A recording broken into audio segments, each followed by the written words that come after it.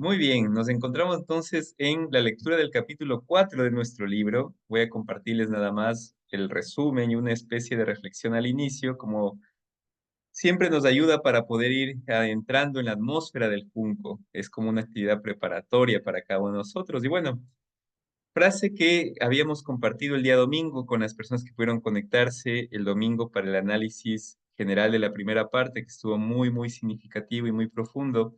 Les compartí el domingo esta frase de Hanka en una entrevista que ella hace, donde cuenta su historia con los libros. Y en una parte cita textualmente lo siguiente, ¿no? Gracias a los libros, a la lectura, no me sentí mal, no me sentí sola. Y continúa, pasó el tiempo y esas lecturas continuaron a través de la escritura de una manera natural. Esta frase surge en un entorno en el que Han Kang cuenta que en su infancia su padre era una persona de escasos recursos que no tenía muchas cosas en la casa, era una casa pobre, sencilla, tranquila, y que lo único que abundaba en esa casa eran los libros. El papá tenía vocación de escritor, era escritor, por eso también la falta de recursos. No todos los escritores triunfan, como el caso de Han Kang. No nos olvidemos que el premio Nobel más o menos le entregan a la ganadora $1 millón, o sea que ya es algo muy significativo en cuanto a lo económico. Sin embargo, el papá no fue un escritor que haya despuntado, pero como buen escritor era un excelente lector y por lo tanto Han Kang adquiere ese hábito gracias en parte al padre y a la cantidad de libros que tiene en casa. Eso también nos llevaba a pensar que es muy importante cómo construimos nuestra morada, nuestro etos, nuestra ética, ¿no? El lugar, el espacio en el que habitamos, en el que vivimos, parece un dato menor, pero es altamente significativo. El cómo vivamos, el cómo estructuremos nuestra casa, nuestra morada, definirá en gran parte nuestro destino. No será lo mismo tener una casa llena de libros, por ejemplo, que una casa, se me ocurre, llena de celulares o llena de televisiones o llena de aparatos electrónicos o una casa que excede en cuestiones tecnológicas y no tiene ni un libro a la mano. Entonces, no va a ser lo mismo, ¿sí? Para nosotros y para los que nos rodean. Entonces, bueno, Han Kang tiene esta perspectiva a partir del padre. Bien. Entrando un poquito en el tema que nos compete, que es la lectura de esta segunda parte, recordemos que nosotros estamos en una segunda parte, en un momento muy álgido, donde la trama social se está poniendo en la parrilla, ¿no? Donde estamos nosotros viendo que en medio de la narración de Jeonja con Incheon aparece un evento trágico, la masacre de Jeju, que ahora vamos a comentar un poquito.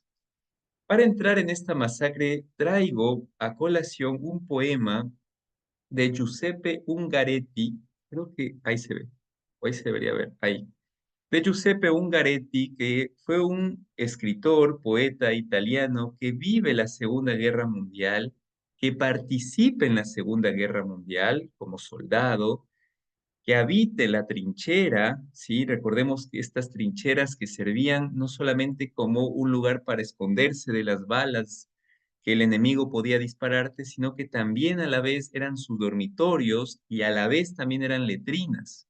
Es decir, en la trinchera ocurría toda la vida humana con la tensión de que te puedan matar en cualquier momento. Giuseppe Ungaretti vive en esas trincheras y tiene poemas lindísimos, no solamente de la guerra, como vamos a leerlo hoy día, sino también tiene otra poesía sobre la salida de la guerra, lo que significó para él, por ejemplo, después de largo tiempo estando en la trinchera, salir al río a bañarse. Esto para el poeta le causa tal fascinación después de tantos años sin sentir el agua, llegar por fin y tocar el agua y bañarse y quitarse la suciedad. A veces nosotros no nos hacemos del todo conscientes de lo bonito que es tomar una ducha fresca en la mañana, por ejemplo, ¿no? Entonces, bien, en este contexto de guerra, que es también el contexto en el cual ocurre la masacre de Jeju que estamos leyendo, Giuseppe Ungaretti escribe lo siguiente.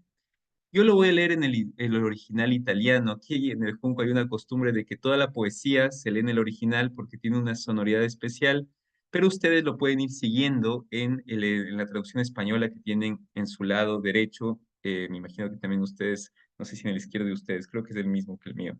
Bien, pero en el lado derecho ahí tienen la traducción en español. Entonces, el poema se llama Vigilia, Veglia.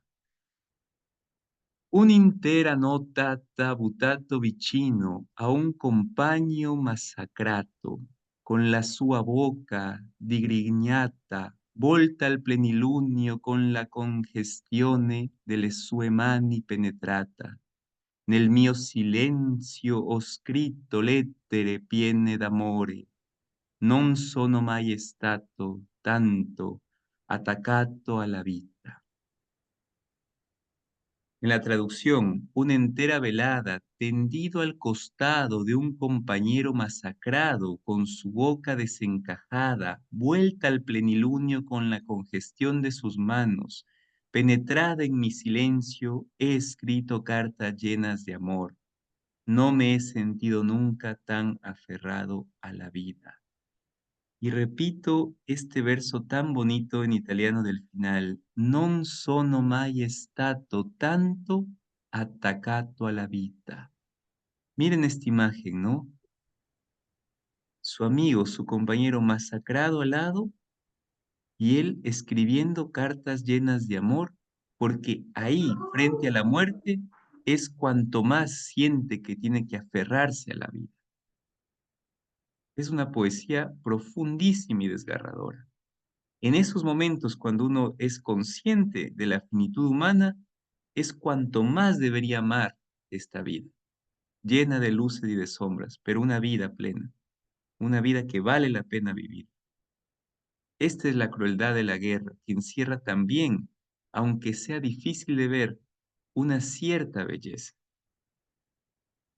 Con esta introducción vamos a entrar a la masacre de Jeju, un episodio sumamente atroz en la historia de la humanidad, me atrevo a decir, porque nos concierne a todos como especie humana. Siempre hay que volver, yo creo, y estoy convencido a pensar en cómo el ser humano ha sido capaz de causar gran belleza a través de la ciencia, del arte, de la música, de la poesía, a través de la familia, de las instituciones, pero también ha sido generador de grandes desgracias, matanzas, guerras, genocidios, en fin. La masacre de Jeju, no voy a ahondar aquí en un amplio margen histórico porque nos diríamos mitad de la reunión y no es el caso. Ya el día domingo, que les invito a que cuando puedan conectarse a otro domingo lo hagan porque ahí nos extendemos un poquito más. El domingo nos detuvimos a ver cuál era la historia de Corea, de toda la Corea, antes de ser dividida en Corea del Norte y Corea del Sur. En esa historia nos dimos cuenta que uno de los grandes problemas que existía en esta división o en este conflicto era que una parte se queda con la URSS, la parte norte, y la parte sur con Estados Unidos. ¿Cuál va a ser el problema de esto? Que todo el tiempo la parte sur va a estar buscando maneras de reprimir gente bajo el velo o bajo, podríamos nosotros decir, la apariencia o poniendo como una especie de culpabilidad a las personas que ellos dicen que son comunistas y que quieren instalar el régimen comunista en Corea del Sur. Bajo ese telón mataban gente y eso sucede en la masacre de Jeju, ¿sí? No voy a andar en algunos detalles que son importantes de esta masacre porque va a ser mucho más productivo para nosotros que lo hagamos el jueves, ya que hoy día vamos a leer un episodio que me parece ilustrativo y que si yo lo digo va a hacer un adelanto a lo que deberíamos leer hoy día. Entonces, bien, para que tengamos un panorama general, Jeju ya sabemos que es esta isla que pertenece a Corea del Sur, isla que perteneció hasta 1945 al Japón, que no solo era dueño de esta isla, sino de todo Corea. Cuando ya se libera en 1945 Corea del Sur de Japón y en 1948 asume el primer presidente coreano del sur y ya se convierte en una república, en Jeju hay una manifestación, hay una huelga. Dos motivos ocasionan la huelga. En primer lugar, la huelga se da como una especie de festejo, de conmemoración por la liberación japonesa. Y en segundo lugar, se une esa manifestación a una huelga que se opone contra la ocupación de Corea del Sur de parte de los Estados Unidos. En la isla de Jeju no logran entender cómo Estados Unidos sigue metido aquí si es que ya se acabó la guerra. Protestan contra esto y esas protestas se van intensificando cada vez más hasta el punto de que hay grupos que comienzan a ser insurrectos y comienzan a tener armas y forman una especie de guerrillas. Hay muchas teorías que he leído sobre esto. Una de ellas es que fueron los mismos estadounidenses los que aportaron armas a esta guerrilla para tener ellos una especie de carta abierta de matar a los ciudadanos para exterminar completamente el régimen comunista, ¿sí? Tomando a las guerrillas como un motivo de enmascarar que hay comunistas, pues matan a todos, ¿no? Como hay esta insurrección, como se oyen de grupos armados, ocurre una serie de eventos hasta que se dan estos grupos. Como digo, esto vamos a dar el jueves. Lo que termina pasando es que desde Seúl comienzan a enviar soldados para reprimir brutalmente este motín de gente a tal punto, con tal crueldad, con tal dureza, que terminan quemando toda la aldea de Jeju, masacrando alrededor, no tienen una cifra exacta, los muertos se comenzaron a desenterrar hace pocos años, sobre todo en la parte del aeropuerto que se construyó encima, pero calculan que entre 30.000 y 60.000 personas murieron masacradas en Jeju, muchas de ellas tiradas al mar sin ningún rastro y solamente recopilado por medio de testimonios, ¿no? Todos estos documentos de esta masacre fueron por mucho tiempo ocultados por la fuerza surcoreana, la famosa CIA surcoreana, junto con el ejército de los Estados Unidos, que como comentábamos el domingo, en esta vocación avara que tiene de poder, ¿sí? No se sacia nunca ni de territorios ni de dinero. Decíamos que era Estados Unidos, lamentablemente, y no quiero hacer ninguna especie de juicio moral, pero sí una denuncia al maltrato que puede tener una potencia como esta, que es como una loba, como la loba que decía Dante, ¿no? Que representaba la avaricia. Esta loba que cuando come, en vez de saciarse, le da más hambre. Así es la avaricia, ¿no? Cuando la avaricia se impregna en el corazón del hombre, mientras más tiene, más quiere. No se sacia nunca. Y por ese tipo de cosas tenemos estos problemas. En fin, seguiremos hablando de la masacre. ¿Por qué la masacre de Yo es tan importante? Bueno, en el capítulo 3 que hemos leído esta segunda parte que se titula El viento, ¿sí? Seguimos en este ambiente donde estamos en la casa de Inseon a la luz de una vela. Recordemos que Yeonga se levanta después de que entierra a Ama y cuando se levanta, se despierta y está como una especie de recuperación, ya no le duele la cabeza, se siente mucho mejor, pero resulta que escucha a Ama y se da cuenta que Ama vive. Y después va al taller de Inseon y le encuentra a Inseon ahí.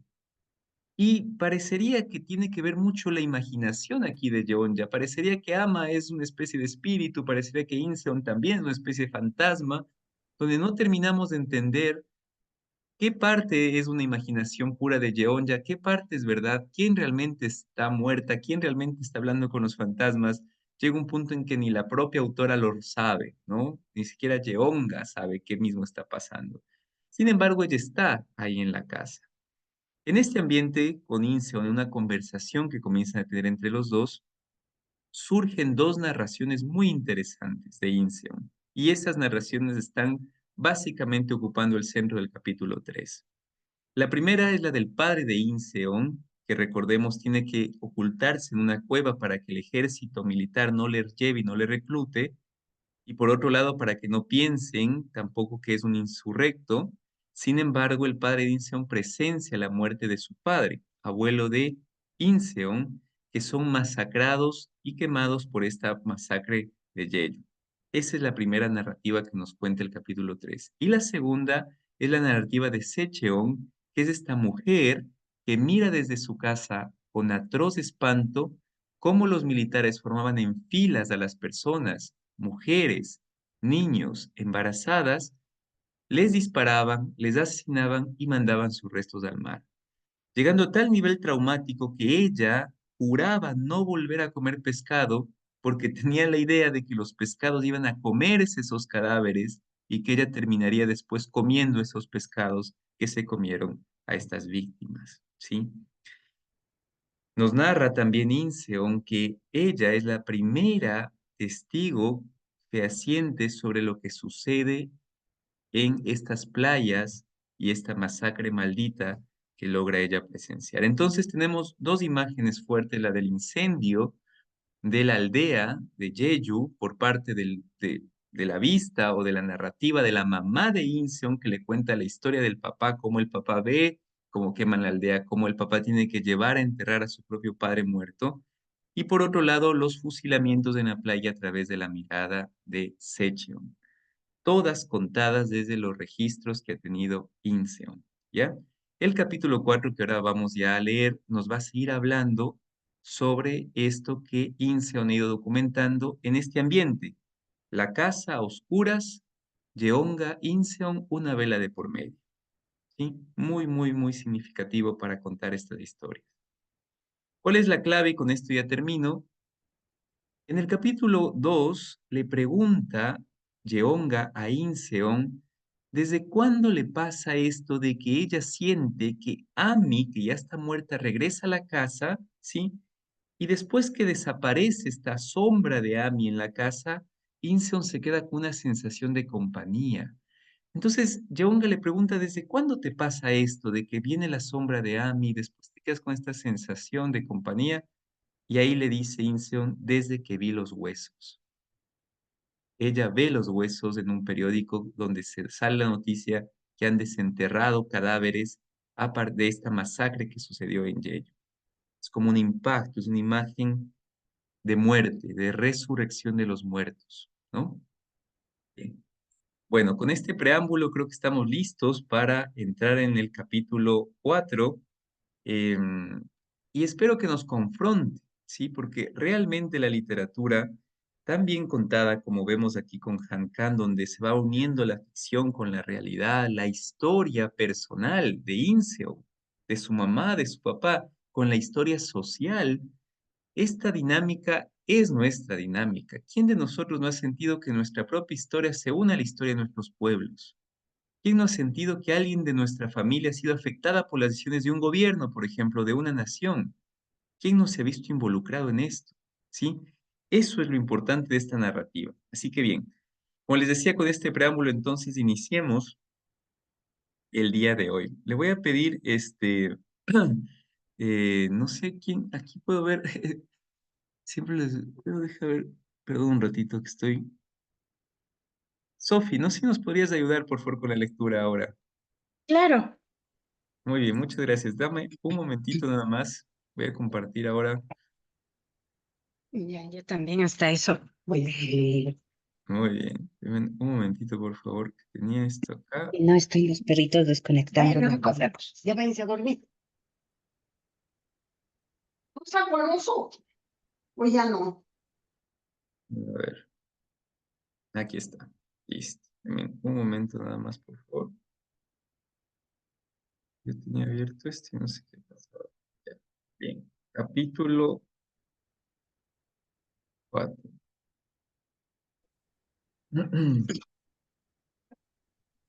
La quietud. Todavía no pueden ver la pantalla, ¿no? No, todavía no. Ah, ya. Dame un momentito.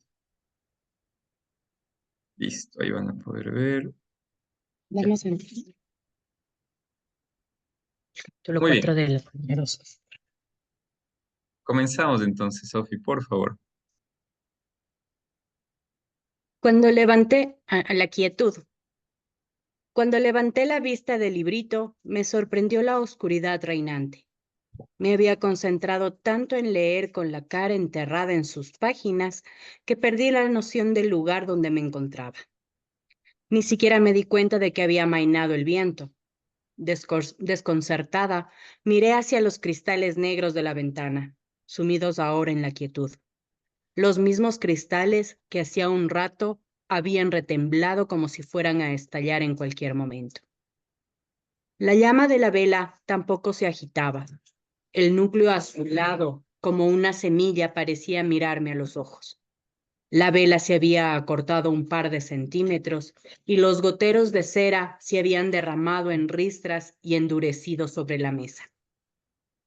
Yo también estuve en esa casa, dijo Inseón, con los hombros encorvados al otro lado de la mesa. ¿Cuándo? Hace 2 años. Solo vivían ya el hijo y su esposa, explicó, como ahuyentando el silencio con cada palabra que pronunciaba. La anciana había fallecido. Murió el invierno después de aquella última entrevista. La cera transparente se desbordó y se derramó en otra ristra de goterones. La mujer se equivocó en una cosa, dijo Inseón, con la vista clavada en el dormitorio de su madre. Seguí su mirada y vi que la puerta corredera estaba medio abierta, pero dentro solo había oscuridad. A mi padre no le temblaron las manos porque lo abrumaran las emociones. Se llevó un puño al pecho, justo sobre el corazón, y añadió: solía ponerse aquí, una piedra caliente un poco más grande que mi puño, y luego se sentaba en el suelo de la habitación con la espalda apoyada en la pared. Decía que así respiraba mucho mejor que cuando estaba acostado.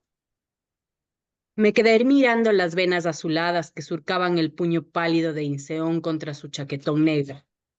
Más que una piedra, parecía un corazón de verdad. Cuando la piedra se enfriaba, mi padre me llamaba para que se la llevara a mi madre. Me acuerdo de que todavía estaba tibia cuando ella la ponía a hervir en una olla, y que me quedaba mirando las burbujas que se formaban en la roca negra de basalto llena de orificios. Luego mi madre tiraba el agua y me daba la piedra caliente envuelta en una toalla para que se la llevara de nuevo a mi padre. Inseón apartó el puño de su pecho y lo apoyó con suavidad sobre la mesa. ¿Sufría del corazón? Pregunté. Sí, tomaba medicamentos para la angina de pecho. Al final murió de un infarto, explicó con calma. Pero el temblor de las manos era una secuela de las torturas que sufrió. Inseón abrió el puño y lentamente fue pasando los dedos por aquellos pequeños volúmenes. ¿Desde cuándo habrá empezado a reunir todos esos materiales? Si había ido a aquella casa cerca de la playa hacía 2 años, debió comenzar bastante antes. Esos libritos estaban disponibles para consulta o préstamo en la Biblioteca Provincial o en el Instituto de Investigaciones del 3 de abril. De modo que tuvo que hacer un gran esfuerzo para reunirlos de forma privada. Y para conseguir esas revistas no digitalizadas, seguramente habría buscado en librerías de segunda mano y se habría puesto en contacto con la editorial en Seúl para encontrar los ejemplares más antiguos. Sube arriba. De todas maneras, no debió de ser una tarea difícil o novedosa para Inseón, ya que durante los 10 años que se dedicó a hacer documentales con presupuestos ínfimos, ella misma se encargó de hacer las investigaciones, contactar con la gente y ocuparse de todo lo que hiciera falta. ¿Se estará preparando para rodar una nueva película? Me pregunté. ¿Querrá volver a filmar o añadir nuevo material a la última que hizo? Empecé a formularle esas preguntas, pero el semblante de Inseón se endureció antes de que acabara de hablar. No, no me lo he planteado siquiera. Con los codos sobre la mesa y el mentón y el labio inferior apoyados en las manos entrelazadas, me recordó, de algún modo, a la anciana que acababa de ver en la foto. El entrecejo arrugado y la expresión obstinada de su rostro eran prácticamente los mismos que tenían en la charla con el público que se organizó cuando se estrenó su último documento. Aunque no recibió buenas críticas, el filme se exhibió con la valoración positiva que habían escrito a modo de subtítulos los organizadores del festival cinematográfico. Un poema en imágenes dedicado a la historia de un padre. Sin embargo, Inseón rechazó la frase frunciendo el ceño, igual que ahora. No es una película histórica ni está dedicada a mi padre, tampoco es un poema en imágenes, fue lo que dijo. Algo desconcertado, el presentador del coloquio intentó enmendar la situación, preguntándole con una sonrisa de qué trataba entonces el documental. No recordaba la respuesta que había dado Inseón, pero siempre que trataba de figurarme la razón por la que había dejado el cine, me venía a la mente aquel día. La mezcla de perplejidad, curiosidad y frialdad del presentador, El silencio embarazoso del público y la cara de Inseón hablando muy despacio, como alguien que estuviera bajo un hechizo para decir siempre la verdad. En estos últimos 4 años solo he estado centrada en nuestro proyecto, dijo Inseón, desenlazando los dedos y bajando las manos. Pero si quedamos en no hacerlo, la interrumpí. En su cara se dibujó la misma expresión de incredulidad e incomprensión que debió de poner cuando se lo dije por teléfono el verano pasado. Te lo expliqué aquella vez que hablamos. Te dije que había sido un error mío desde el principio, que había simplificado en exceso las cosas. En lugar de contradecirme, Inseón cerró los ojos como si tratara de aclarar sus pensamientos. Luego los abrió y me preguntó con calma: ¿Y qué es lo que piensas ahora? En ese instante, como si se encendiera un interruptor, volví a revivir mi sueño y contuve la respiración. Sentí bajo las zapatillas el agua que subía desde el suelo cubierto de nieve y luego en un abrir y cerrar de ojos, el agua me llegó hasta las rodillas y comenzó a inundar los túmulos y los troncos negros. Los sueños son algo aterrador, musité en un murmullo. Mejor dicho, son algo vergonzoso, porque revelan cosas de ti de las que ni siquiera eres consciente. Era una noche de lo más extraña, pues estaba confesando cosas que no le había contado jamás a nadie. Lo que quiero decir es que esas pesadillas me robaron la vida. No dejaron que se quedara a mi lado ni un solo ser vivo. Eso no es así, me interrumpió Inseón. No es cierto que no te quede nadie. Lo dijo en un tono tan firme que parecía enfadada, pero sus ojos húmedos y brillantes se clavaban con fijeza en los míos. Yo estoy contigo. Esta vez fui yo la que cerró los ojos. Tan solo imaginar que pudiera perder también a Inseón hizo que me asaltara un dolor sordo.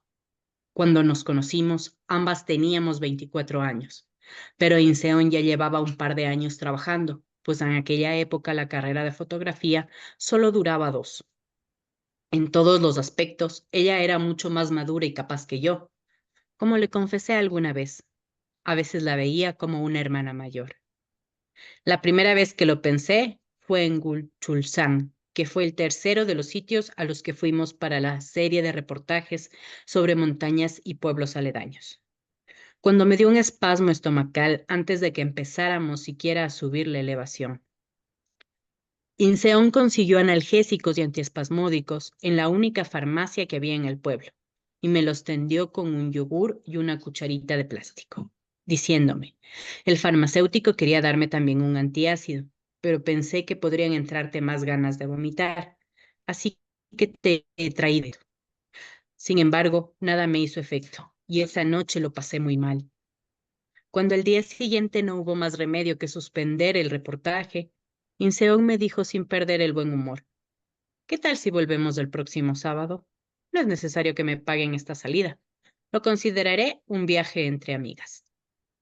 A la madrugada del sábado siguiente, Inseón me saludó en la estación de trenes agitando la mano con total naturalidad, como si en verdad fuéramos buenas amigas. Conseguimos un alojamiento en el pueblo. Dejamos el equipaje y comenzamos a subir la montaña de inmediato. Cuando llegamos a un lugar llamado la Cuesta del Viento, Inseón instaló el trípode en un sitio que ofrecía una magnífica panorámica del paisaje y me tendió un gimbap que había traído hecho de casa. Era simple y soso, como todas las comidas preparadas por Inseón que probaría más adelante, pues solo llevaba pepino, zanahorias y raíz de bardana. ¿Qué habrías hecho tú, Jonja? Me preguntó después de habernos comido el gimbap, pero al principio no entendía a qué se refería. ¿Qué habrías hecho si fueras de esa mujer? Habíamos estado comentando que, casualmente, en las 3 montañas que habíamos visitado hasta el momento, había una roca con una historia detrás. Todas esas leyendas seguían un patrón parecido. Un viejo mendigo llamaba a la puerta de las casas de la aldea que estaban a los pies de la montaña. Pero la única persona que le abría y le ofrecía un poco de arroz era una mujer que vivía sola.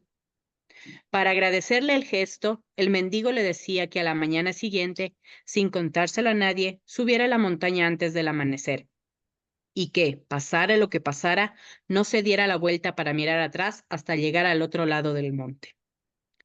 La mujer hizo caso de su consejo y subió a la montaña.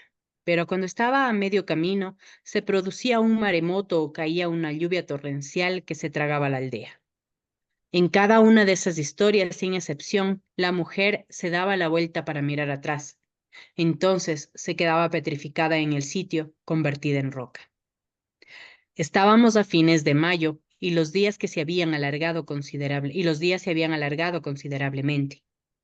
Sentada sobre una piedra grande y con la camisa de algodón remangada hasta los codos, Inseón mordisqueó un cigarrillo, sin encenderlo, y luego lo metió de nuevo en la cajetilla.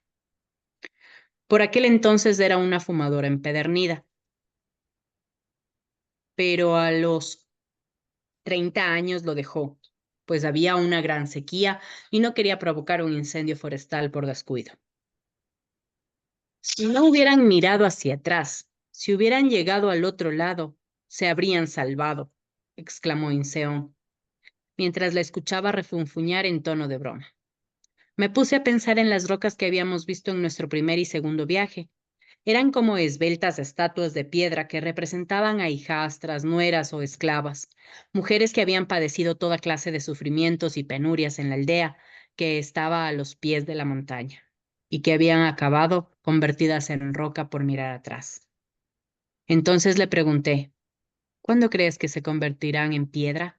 En el mismo momento en que ¿Cuándo crees que se convirtieron en piedra? ¿En el mismo momento en que se giraron? ¿O tardarían un rato en convertirse? Dejamos el diálogo en ese momento, pero volví a acordarme de la conversación más tarde en nuestra habitación. Habíamos bajado de la montaña antes de que cayera la tarde y yo estaba abriendo la ventana del cuarto para que entrara el aire. En la ladera del monte, contra la luz crepuscular, se recortaba la silueta negra de la mujer convertida en roca. Me imaginé lo mucho que se asustaría al descubrir que sus pies se habían vuelto de piedra.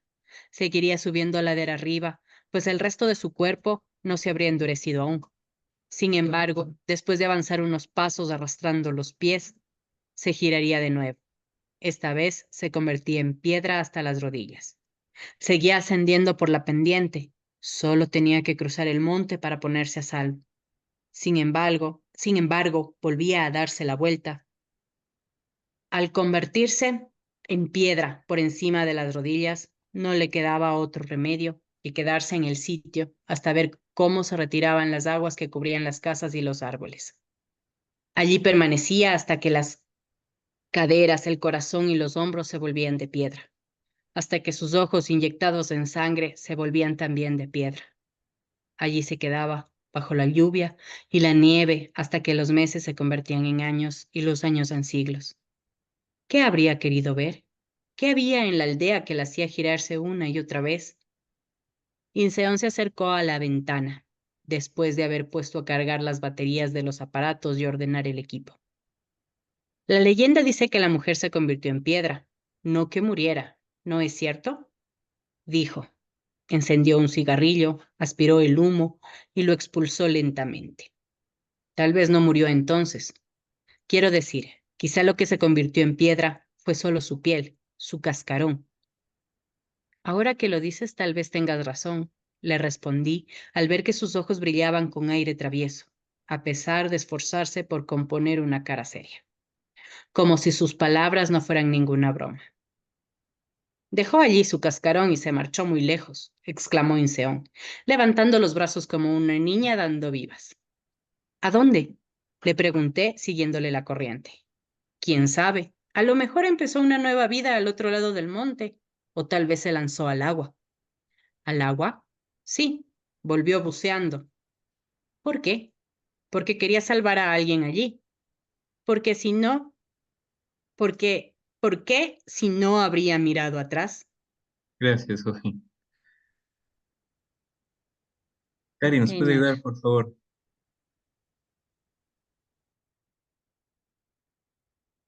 Sí, claro. Voy a apagar la cámara nada más, ¿ya? No te preocupes. Ya. Después de aquella tarde nos hicimos grandes amigas, hasta que ella regresó a su isla natal. Compartimos los momentos más importantes de nuestras vidas. Durante la época en la que permanecí recluida en mi apartamento, tras dejar el trabajo en la revista y perder a mis padres poco después, me enviaba un mensaje de texto antes de presentarse de improviso en mi casa. Todo lo que tienes que hacer es abrirme la puerta. Cuando abría, Inseón me abrazaba por los hombros, haciendo que entrara una ráfaga de aire fresco con aroma a tabaco. Abrí los ojos, la quietud y la oscuridad continuaban allí. Era como si flotaran copos de nieve invisibles entre nosotras, como si todo lo que nos dijimos hubiera quedado sellado entre los brazos congelados de sus cristales. Un hilo de humo negro se desprendía del extremo de la llama. Contemplando cómo ese hilillo se dispersaba hasta fundirse en el aire, cruzaron por mi mente imágenes de soldados con antorchas de resina de pino prendiendo fuego a los aleros de las casas. ¿Quemaron también esta casa?, le pregunté. ¿Habrían venido también aquella noche en que incendiaron la aldea al otro lado del arroyo seco? Márchense ahora mismo, que vamos a quemarlo todo. ¿Habrían cruzado el patio dando gritos y golpes de silbato y habrían aporreado la puerta? ¿Quién vivía aquí? ¿Habrían abierto la puerta corredera de aquella habitación con sus bayonetas? ¿Quién estaría dentro? Esta casa pertenecía a la familia de mi madre, explicó Inseón. Aquí vivía mi bisabuela con su hijo mayor y su esposa, pero en cuanto dieron la orden de evacuar en el interior de la isla, se marcharon a casa de unos primos en la costa. Así que no se encontraban aquí esa noche. Fue una suerte que alguien les diera refugio. Por supuesto que quemaron también esta casa. Tuvieron que reconstruirla por completo, porque lo único que quedó en pie fue el muro bajo de rocas de basalto. Estamos sentadas donde el fuego devoró todo, pensé. Estamos sentadas donde se desplomaron las vigas y nubes de ceniza volaron por los aires. Inseón se levantó y su sombra se expandió hasta el techo. Sus movimientos al guardar los libritos en la caja y cerrar la tapa hacían que la sombra se agrandara y se encogiera. Vamos a mi cuarto. No esperó mi respuesta, dando por sentado que la acompañaría. Musitó como hablando consigo misma. Pero, ¿cómo llevamos la vela? Inseón fue a la cocina y volvió con un vaso de papel y unas tijeras. Cortó el fondo del vaso en forma de cruz, desprendió la vela de la mesa y la insertó en el corte. La luz se tornó aún más suave y cálida al filtrarse a través del papel. Vamos, dijo, pero yo no me moví. Quiero enseñarte algo. La sombra de Inseón era el doble de alta que ella y se acercaba hacia mí, ondulando contra el techo blanco. Cuando empujé mi silla hacia atrás y me levanté, lo hice porque tenía que detener esa sombra. No podía dejar que se derramara como la tinta china y se tragara mi propia sombra. Extendí los brazos y cogí la caja por la base. Pesaba bastante y la apreté contra el pecho. Inseón iba delante llevando la vela. Aunque no nos tocábamos, nuestras sombras avanzaban proyectándose sobre el techo y las paredes como un par de gigantes abrazados por los hombros. Inseón cruzó la puerta corredera con su vidrio translúcido encajado en la celosía de madera donde se repetía el diseño del ideograma. Antes de entrar en la habitación, me giré. Sin la luz de la vela, la sala y la cocina se veían tan oscuras como el fondo del mar. Al poner los pies en el cuarto de Inseón, me sentí como dentro del camarote de un barco hundido donde todavía quedase un poco de aire. Para impedir que las aguas inundaran la habitación, cerré la puerta empujándola con el hombro. Me acerqué a la estantería metálica delante de la cual estaba Inseón. Las notas escritas con rotulador negro sobre los posits pegados en cada una de las cajas parecían moverse por efecto de la luz de la vela. La caligrafía de Inseón era de trazo rápido pero prolijo. Aunque sus líneas eran vibrantes y firmes, mantenían su forma. Me puse a leer lo que decían sus caracteres que parecían alzar la voz cada vez que recibían la luz y a callarse de inmediato cuando quedaban en la oscuridad. En su mayoría eran nombres de lugares y años. También había nombres de personas y números. que parecían corresponder a testigos y sus años de nacimiento. Va aquí, dijo Inseón, indicando un espacio vacío, y metí allí la caja que llevaba en brazos. De pronto Inseón se agachó y la luz de la vela descendió hasta la parte inferior de la estantería, dibujando un violento arco. Me sobrevino un mareo, como si el barco se zarandeara y todas las cajas fueran a caérseme encima. Sostén esto. Cogí la vela e Inseón se agachó aún más, como si rebuscara entre los restos del naufragio. Fue pasando los dedos por las cajas grandes y pequeñas de la balda que estaba más abajo. Sus movimientos eran diestros, como repetidos infinidad de veces. Y entonces supe que iba a darme la respuesta a las preguntas que le había hecho en el taller delante de la estufa, porque vivía sola en este lugar y que había estado haciendo durante los últimos años. Extrajo a medias una caja de la balda inferior, abrió la tapa y sacó un mapa a escala doblado en tres. Lo extendió sobre el suelo de linóleo y sentándose a un lado dijo: Esta es la escuela de Hanjinae, en la que iba mi madre. Yo también me senté en el suelo y acerqué la vela al punto negro, tan pequeño como un grano de arroz, que me señalaba con el índice. Al parecer, seguía siendo una escuela, como indicaba el símbolo de un edificio escolar dentro del círculo. ¿Y esta casa dónde se encuentra? Aquí. El punto que señaló Inseón estaba más arriba de lo que yo suponía, en medio de unas líneas de nivel marrones muy poco espaciadas entre sí. Y la casa donde vivía antes mi madre está aquí, explicó Inseón, señalando un punto negro que había marcado con rotulador, muy cerca de donde estaba la escuela. Alguna vez me contó que no habría podido estudiar si hubiese vivido más lejos. En aquel entonces enviaban a estudiar al pueblo a los hijos varones, alquilándoles un cuarto si hacía falta, pero a las niñas no se les daba educación alguna. Señalando al mismo tiempo la casa y la escuela con los dedos índice y corazón, agregó: Cuando los vecinos le preguntaban a mi abuela para qué diablos se molestaba en hacer estudiar a sus tres hijas, ella le respondía sonriendo que el mundo iba a cambiar algún día, y sabiendo que nunca les encargaba quehaceres a sus hijas si estaban ocupadas con las tareas escolares.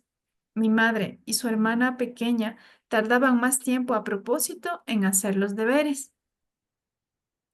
Y Seón dibujó un gran círculo por fuera del pueblo con la uña cortada a ras del dedo.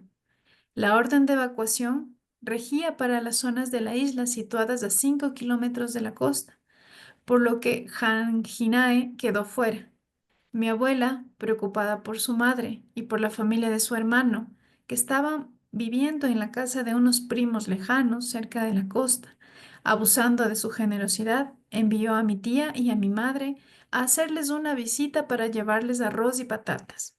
La uña de Inseón señaló un punto negro cerca del mar, que debía ser la casa de los primos. Mi tío, que entonces tenía 20 años, quiso acompañarlas porque llevaban mucho peso y tenían que recorrer 4 kilómetros a pie, pero mi abuelo se lo impidió porque era varón y podía ser muy arriesgado.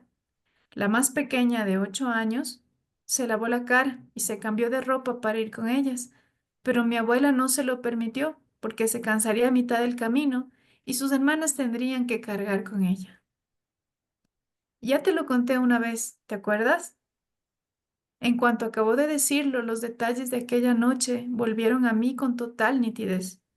Una nieve lisa y sin hollar cubría las aceras y la calzada, y se amontonaba en capas tentadoras sobre los letreros de pie, las unidades exteriores de los aires acondicionados y los marcos de las ventanas. Aunque la sentía fría cuando se me metía en los pies a través de las zapatillas, me transmitía una sensación tan increíblemente suave a cada pisada que no podía precisar si lo que me provocaba era placer o dolor. Hay cosas que no te conté y otras que en aquel entonces no sabía o que había entendido mal. Inseón tenía los ojos clavados en ese punto marcado en el mapa como un pozo negro, como si estuviera viendo algo que se reflejaba en su superficie oscura. Cuando las dos hermanas regresaron a la aldea, no encontraron los cuerpos cubiertos de nieve en el patio de la escuela, como te dije, sino en el campo de cebada que había enfrente. Siempre seguían el mismo patrón. Reunían a la población en el patio de la escuela y luego los mataban a todos en algún campo o playa de los alrededores. Tuve la sensación de que el punto se desplazaba en el mapa como un insecto que se hace el muerto y se mueve en cuanto apartas la vista. Limpiaron la nieve de los rostros de los muertos hasta que encontraron los cuerpos de sus padres, pero los del hermano mayor y la más pequeña no aparecían por ningún lado. Abrigaban la esperanza de que el mayor hubiera huido al ver a los soldados, pues mi tío era muy rápido y siempre era el último corredor en la carrera de relevos cuando se celebraba el festival de deportes en la escuela. Pero era muy extraño que no pudieran encontrar el cuerpo de la pequeña. Volvieron al campo de cebada por si estuviera debajo del centenar de cuerpos apilados. Cuando finalmente fueron a revisar las ruinas de la casa incendiada, ya estaba anocheciendo. Allí estaba la niña. Al principio, mi madre creyó que era un montón de trapos rojos. Mi tía metió la mano debajo de la ropa empapada de sangre de su hermanita y encontró la herida de bala en el estómago. Mi madre le apartó los mechones de pelo que se le habían pegado a la cara al coagularse la sangre y encontró otro orificio debajo del mentón. La bala le había atravesado la mandíbula. Los cabellos apelmazados estaban conteniendo la hemorragia, porque cuando se los apartó empezó a brotar más sangre. Mi tía se quitó la blusa y después de arrancarse las mangas con los dientes, las anudó como pudo alrededor de las heridas a modo de torniquete. Luego, cargando a la niña a la espalda por turnos, fueron hasta la casa de los primos en la costa. Los adultos se quedaron sin habla cuando vieron llegar a las tres hermanas empapadas enteramente de sangre coagulada, como si se hubieran caído dentro de una olla llena de gachas de judías rojas. Sin poder llevar a la niña al hospital, ni llamar al médico porque había toque de queda, las tres hermanas pasaron la noche oscuras en un cuarto de la casa de los primos.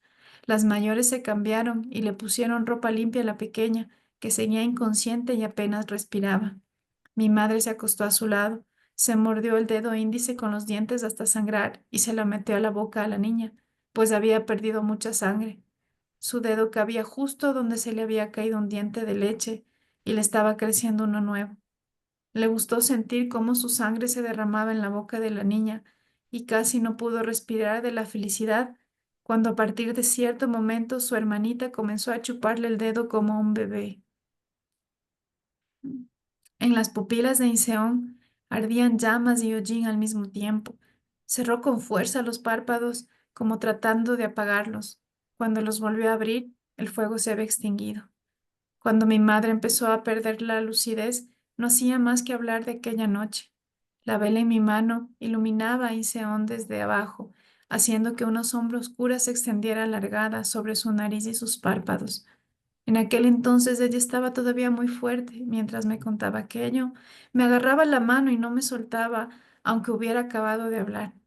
Me aferraba con tanta fuerza que me hacía daño y yo quería zafarme. Cada vez que se lastimaba con un cuchillo o que se hacía sangre por cortarse las uñas demasiado al ras o que le entraba sal en una herida sin cicatrizar, se acordaba de aquella boquita que le chupaba el dedo en la oscuridad. Mi madre no paraba de hacerse preguntas. ¿Qué pasaría por la cabecita de aquella niña mientras se arrastraba hasta su casa? Los cuerpos sin vida de sus padres habían quedado tumbados a su lado, pero ella se había arrastrado en medio de la oscuridad desde el campo de cebada hasta su hogar. Lo hizo porque sabía que sus hermanas mayores volverían después de cumplir el recado en casa de los primos. ¿Supo que ellas iban a salvarla? Inseón se interrumpió. Se oyó un ruido en la sala. Era tan leve que había que contener la respiración para percibirlo. Sonaba como arena arrastrada por el agua, como una mano desparramando granos de arroz sobre una mesa, algo que se acrecentaba muy ligeramente para luego acallarse de nuevo. Quedémonos aquí, dijo Inseón en un susurro, como disuadiéndome, aunque yo no había dicho nada. No hace falta que salgamos, no han venido por nosotras. El sonido de los granos de arroz desparramándose y de la arena arrastrada por el agua volvió a aumentar de volumen. Se oían roces de plumas y aleteos, así como un piar muy bajito en la jaula, pero también sobre la mesa de la cocina y el fregadero. Me pregunté si habrían entrado pájaros en la casa, no sombras, sino aves de verdad que volaban, flexionando los músculos de las alas y se columpiaban sobre la pantalla de la lámpara. Nos quedamos calladas hasta que todos aquellos sonidos dejaron de oírse. Fueron aminorándose como si el agua se aquietara, y de pronto se hizo el silencio, como una música que va bajando de volumen hasta desvanecerse, como el silencio de un rostro que se queda dormido hablando entre susurros. Gracias, Karim. Con gusto, chicos. Muy bien, acabamos el 4.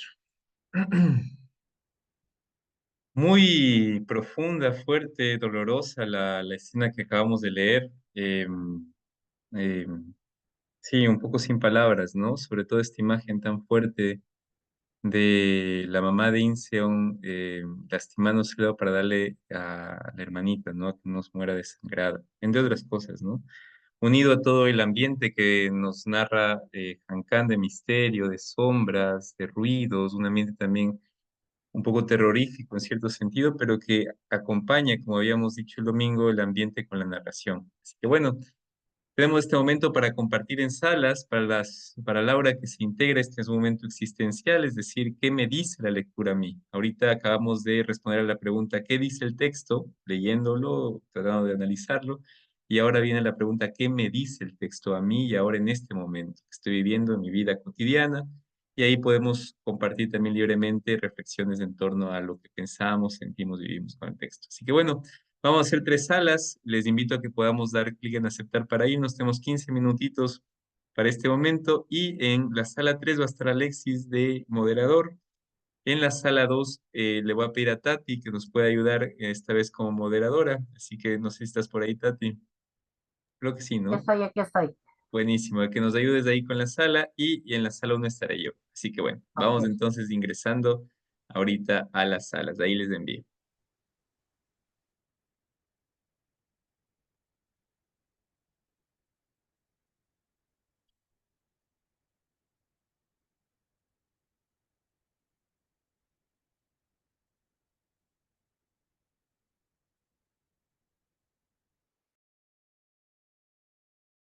Bueno, ¿qué tal? ¿Cómo vamos? Nos ha tocado a nosotros estar en esta sala. Lo bonito de la sala es que como vamos compartiendo cada martes y jueves con distintas personas, se enriquece el diálogo. Así que bueno, como les comentaba, ahí vale la oportunidad en este momento para ir compartiendo qué nos dice el texto y sobre todo qué reflexiones vamos sacando, ¿no? A veces es muy difícil encontrarnos con personas que están leyendo lo mismo que nosotros. Y cuando uno lee, lo que más tienes ganas de compartir, decir, oye, qué interesante esto, o esto me llega, o qué fuerte este momento. Bueno, para eso es este espacio, ¿no? Para poder compartir. Así que del capítulo de hoy día o en general del texto hasta el momento en que estamos, ¿qué les llama la atención? ¿Qué imágenes les parece más fuertes o qué les toca de lo que vamos leyendo? Nos escuchamos libremente, podemos compartir, conversar, así que nada, invitarles a que podamos ir compartiendo. No sé quién se anima. Mm.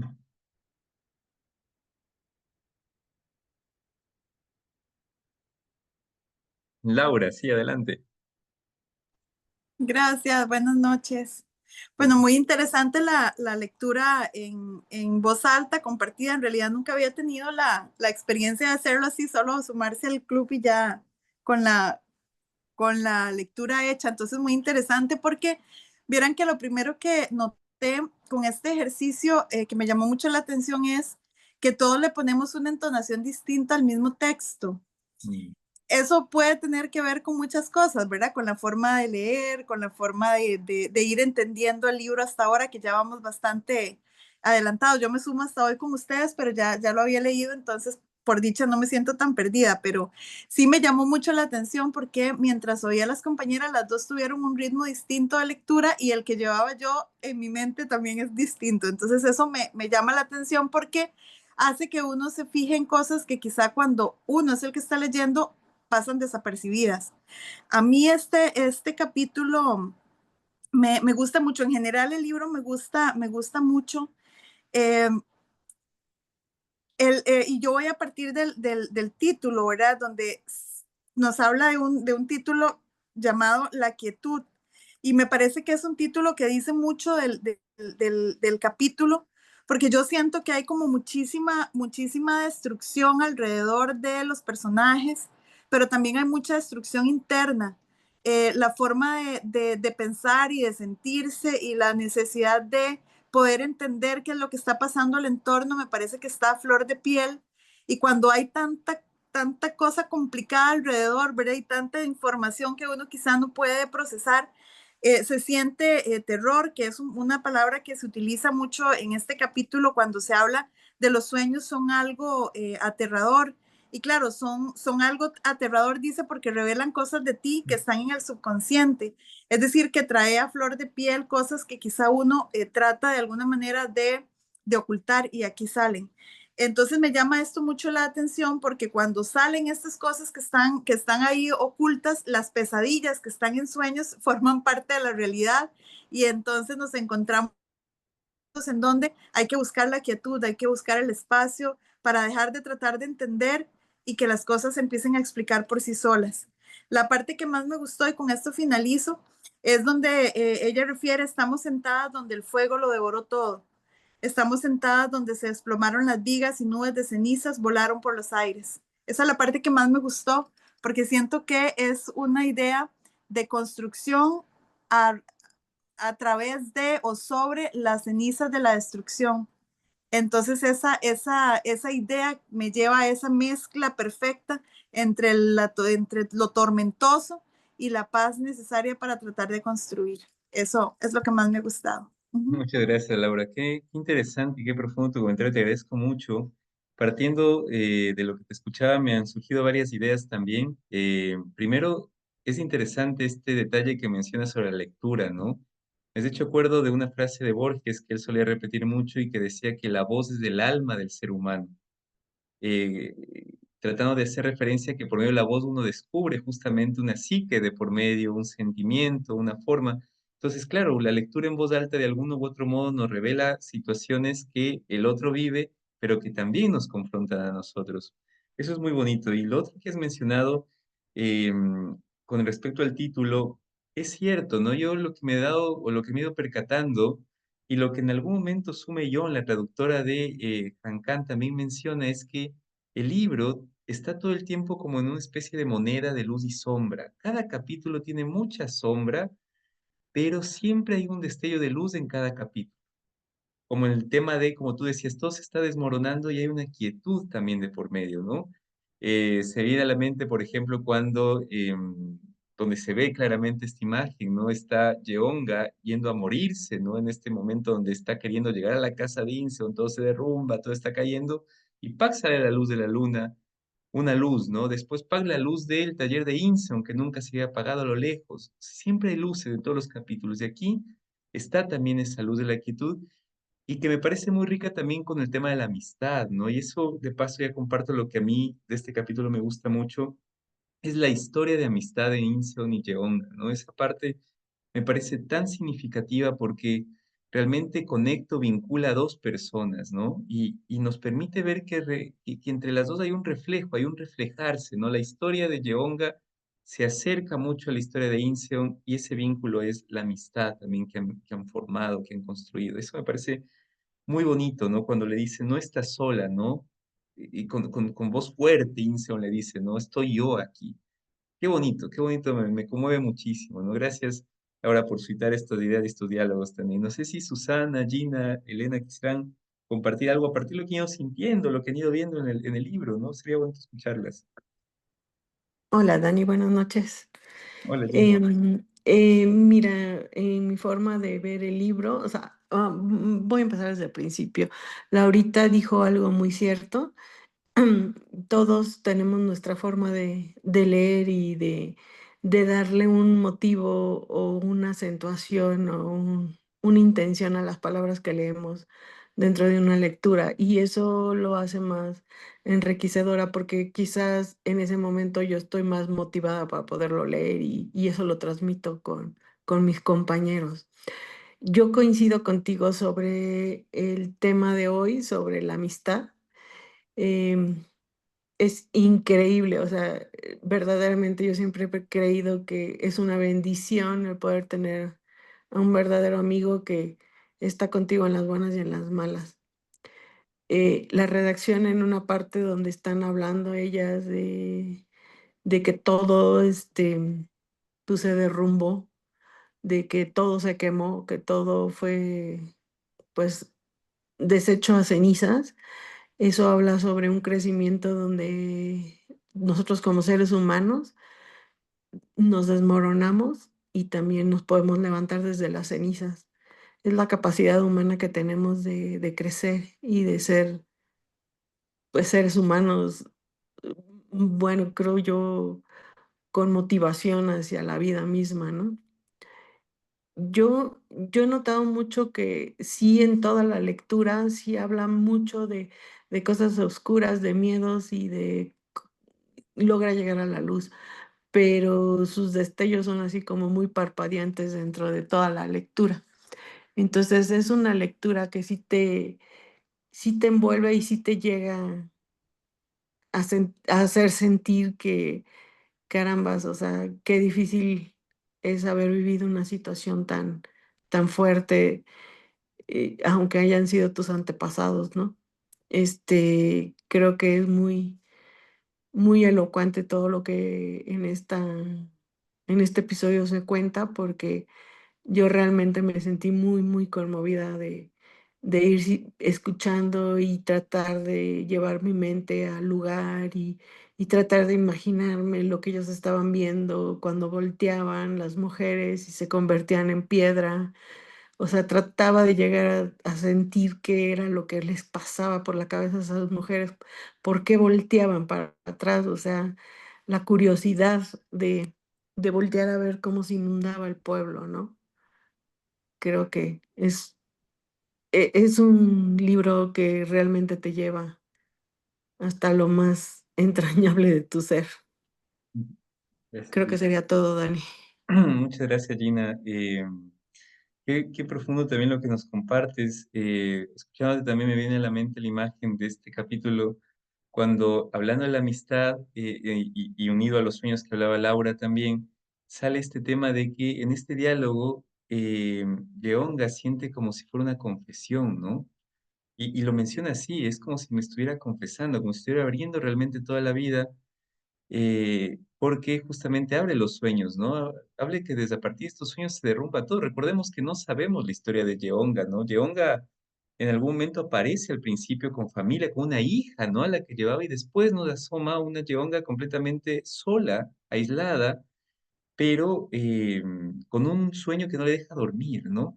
Y aquí algo nos da un destello de por qué pasó todo esto, ¿no? Es como un rasgo fuerte que se irá clarificando con el tiempo. Y solamente para retomar esto que decías sobre las mujeres, ¿no? Me parece, y vuelvo nuevamente al tema porque me parece muy importante, qué interesante y qué bueno y qué revelador es que la historia que nos está contando sea a través de una mirada femenina, ¿no? Donde todas las protagonistas son mujeres de la historia. Eso me parece muy significativo, ¿no? En la narrativa de ahora, y a mí me confronta también a ver otra mirada de la historia, ¿no? Una historia mucho más cercana. Incluso la testigo que ve a los mutilados y a los asesinados en el mar es una mujer que se queda en casa cuidando a un hijo, ¿no? Y esperándole a su marido que vuelva. Eso es muy interesante. Laura, sí, me alzaste la mano. Gracias. Sí, yo quería hacer un comentario, cortito sobre lo que decía Gina, que me parece sumamente interesante, porque a mí también me llamó la atención lo de estas mujeres que se vuelven piedra. Y es interesante porque se vuelven piedra, obviamente pues la mente se me va inmediatamente a la historia bíblica, ¿verdad? Pero lo que me llama la atención es que dice, ¿por qué se vuelven piedra? Bueno, se vuelven piedra porque quizá había alguien que les interesaba atrás y entonces tenían que volver a ver a pesar de que eso les significó morirse, ¿verdad? Y es muy interesante también la idea que plantea de que la muerte no es inmediata o instantánea, sino que es una muerte que va llegando a poquitos hasta que llega al corazón. Y entonces, sobre esa línea, me gusta esta parte en donde ella dice, cuando empujé mi silla hacia atrás y me levanté, lo hice porque tenía que detener esa sombra. Estaba refiriéndose a la sombra de Incheon. No podía dejar que se derramara como la tinta china y se tragara mi propia sombra.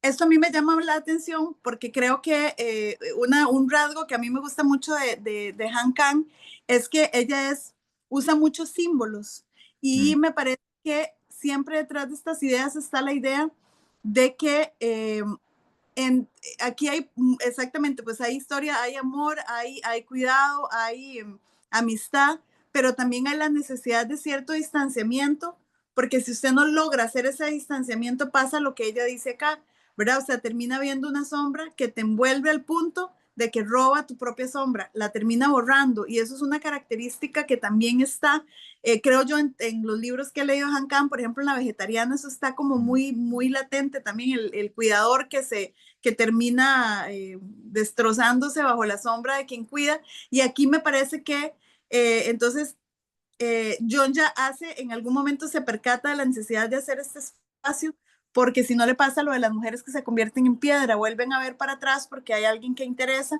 pero ese alguien que interese por volver atrás termina cobrándote la vida, ¿verdad? sí, Y no necesariamente es inmediato, sino que puede ser una muerte tan lenta, que te lleva a sufrir, porque la muerte lenta es más sufrida que una muerte instantánea donde quizá uno ni cuenta se dé lo que le pasó, ¿verdad? Sí, claro. eso. Gracias, Laura. Sí, y unido a lo que tú decías también, qué interesante este detalle que traes, que es muy, muy sutil.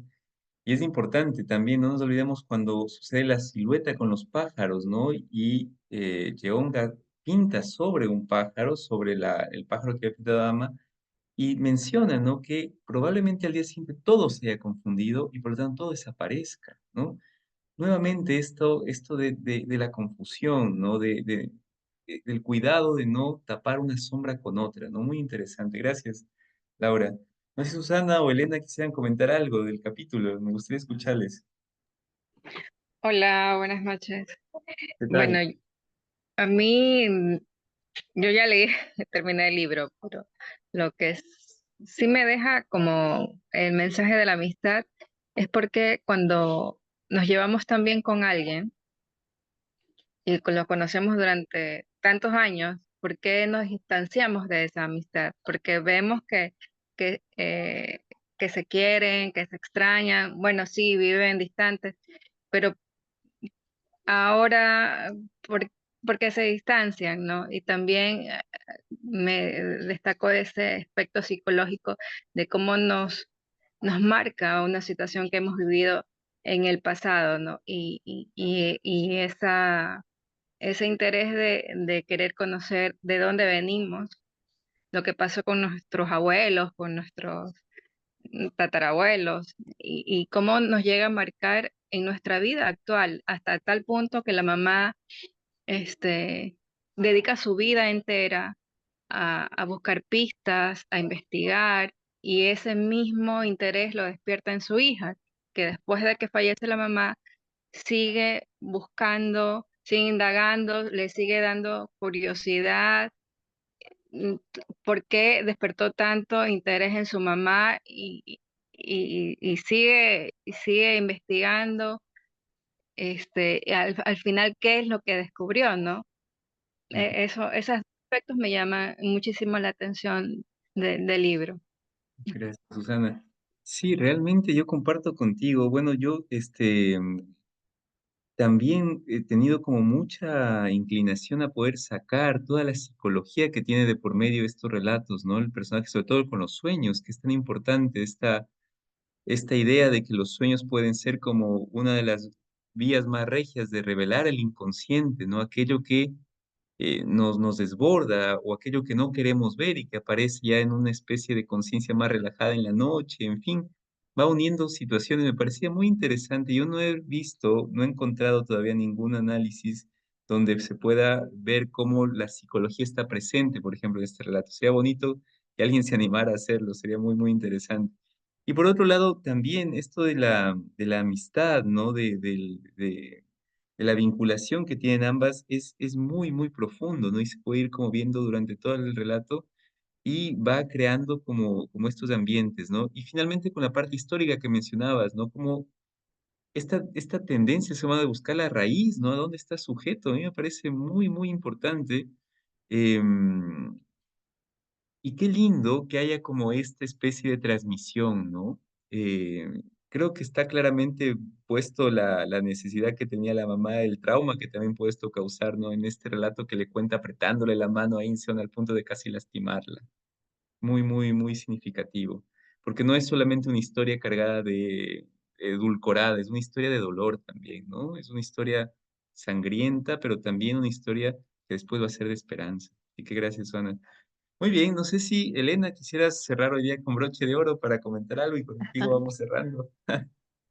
Bueno, buenas noches. Sí, algo cortito, ¿no? Que ah, continuando este tema de la amistad, vemos cómo surge esta amistad entre Insion y Jonga. Em, me llama la atención y me gusta esta parte, ¿no? Donde le dice Jonga que las pesadillas le han robado la vida y y no dejaron que se quedara ni un solo ser vivo a su lado. Entonces ahí Inseon le deja, ¿no? Claro que no es que está sola, porque cuenta con ella, pero ahí también me da o sea, me surge la pregunta, ¿qué pasó con la familia de Yonga? O sea, porque al principio sí cuenta que incluso tenía que salir de su casa para escribir esta historia, ¿no? Para poder uno estar sola. Menciona que tiene una hija, un esposo, pero acá realmente, al parecer, ella se siente totalmente sola, incluso se olvida, ¿no? De su amiga que le tiene que aclarar que está ahí con ella. Y bueno, no solo físicamente, ¿no? Por lo que ya hemos visto en todos los capítulos, sino que siempre se tienen en la mente la una a la otra. Eso, gracias. Gracias, Elena. Sí, ciertamente yo creo que este capítulo nos lleva a regresar al principio, ¿no? Donde no terminamos de saber lo de Yeonga. También es un capítulo y lo que vamos leyendo nos sigue remitiendo nuevamente al motivo de todo el libro, ¿no? Esta frase con la que inaugura el libro y que es eso, el motivo, ¿no? El motivo, no nos olvidemos que es la unidad mínima de interpretación, desde el centro es donde se puede entender toda la historia, y el motivo, la unidad mínima del libro es la primera frase, ¿no? Caía una nieve rala.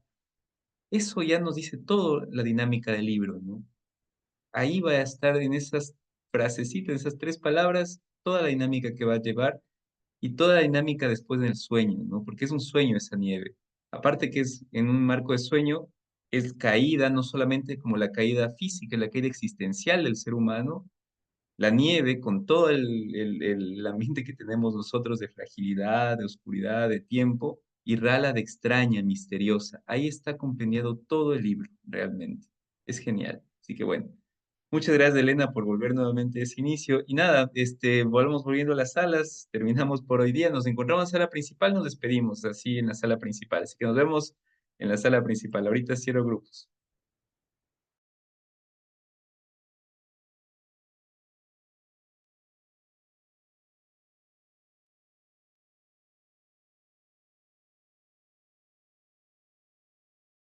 Muy bien, vamos regresando.